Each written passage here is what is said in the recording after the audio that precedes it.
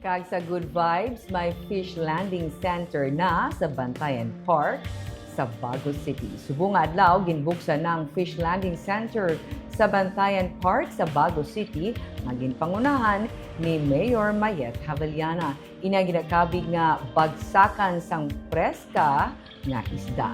Ang pagsakan sang bilisang isda ang isa sa mga kabangdanan kung nga nabunag ang ideya nga magbutang sang bagsakan sang isda sa Bantayan Park. Sunod sa kay Councilor Imelda Presion, ang chairman sa Committee on Markets and Slaughterhouses, pumuluyo ang makabenepisyo sa sininga proyekto kay barato ang baligyaanay sang isda sa Fish Landing Center. Sarang nasubong makabakal sang isda sa Bantayan Park. Kung sadto anay lugar para lalagawan sang pumuluyo ang Bantayan Park, subong sarang na makabakal diri sang preska kag barato nga mga